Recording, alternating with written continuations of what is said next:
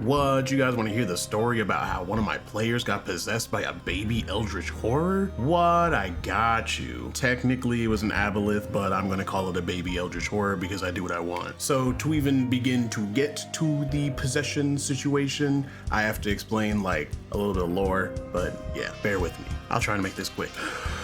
So as I explained before, my world is a little chaotic in the beginning since you know there's the rifts and all the other foolishness is going on and all the monsters and stuff that are coming out that I'll talk about in another video. But while all that's going on, we have a chaos deity running around with his second in command, which is the aboleth. Both of them are practically perpetuating and making the chaos even worse since, you know, chaos deity, and they were actually in the process of opening more rifts. And as expected, the people who are already living here are like, yeah, no, we don't need more of that foolishness. And with the help of an enchanter, they managed to make 2 artifacts that they sealed both of them inside of, one of which they split into multiple parts. They then hid the artifacts away, thus ending the perpetual chaos in Arborea Boom lore. Which brings us back to the player characters. So through a series of bad decisions, all made at the worst possible times, players have found themselves in the possession of one of the artifacts, namely the one that was split into multiple parts that is known as Smite. Smite is a fairly powerful artifact that just looks like a stick, the drawback being that the entity that is sealed inside of it tends to take over your mind and just wants to cause destruction if you fail to save. And after practically stopping the end of the world,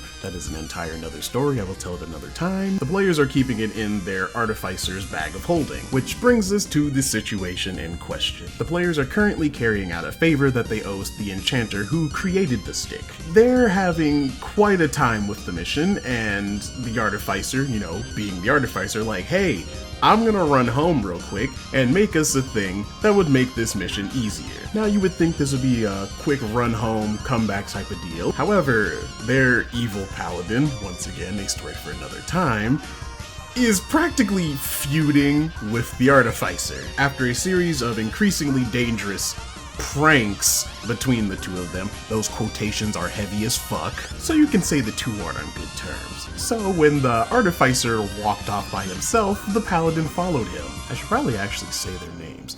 Artificer is Aaron, and the paladin's name is Wild. The party being good friends with their enchanter that I mentioned earlier, they essentially have special privileges like these magic items that teleport them to his shop. They're these little one-use coins that they get every time they buy something, which I can talk about them if anybody wants to know about them. But essentially, the both of them use their magic items, teleport back to his shop, and once they're outside, the paladin confronts Artificer Man. It's like, yeah, go ahead and empty your bag, I'm taking everything you have. You know, little friendly banter. As expected, a whole fight broke out. A very one-sided fight. The Artificer was getting beat the hell down, and rather than take said beating, he pulls the artifacts out of his bag. Pretty much the both of them were going for the bag, and they had to make contesting dexterity/strength checks to see who grabbed what. Aaron rolling slightly higher on his dex check, like I'm talking like 1 higher than Wild, manages to pull the artifact out as Wild takes the bag. Now,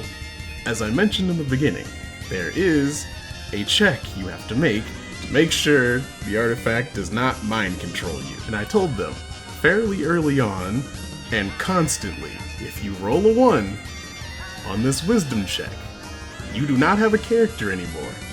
The being that is inside this artifact takes over your body. And what did Aaron roll? What did Aaron roll, you might ask? A motherfucking 1. But like I said, this entity's #1 goal, its reason for existing, is to cause chaos and destruction.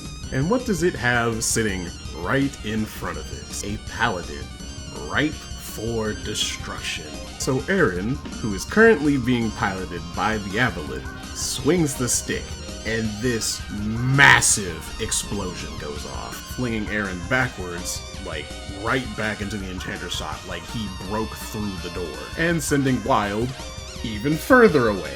He did not survive. So Melrun the enchanter, of course, is like, what the hell is going on, as this man just flew through his front door, and seeing the crazed look in Aaron's eyes, Melrun promptly puts him to sleep. Now, me being the generous, gracious DM I am, I was like, you know what? I don't want to completely delete his character and have him getting taken over by an aboleth. I was like, you know what?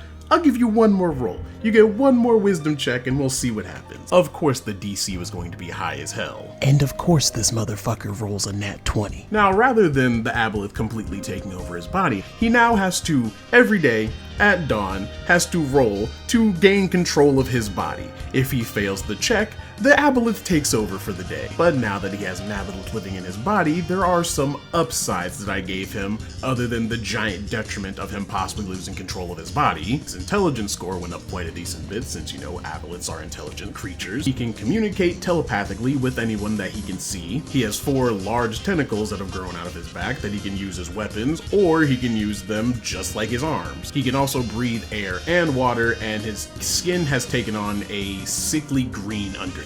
Of course, Wild didn't stay dead. Luckily for him, they had somebody at their guild who knew reincarnate. However, instead of going down the usual avenues of reincarnate, where it's random, you roll on a table, his goddess stepped in and brings him back as a fallen Aasimar.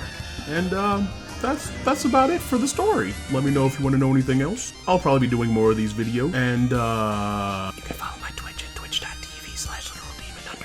But yeah, gabagoo.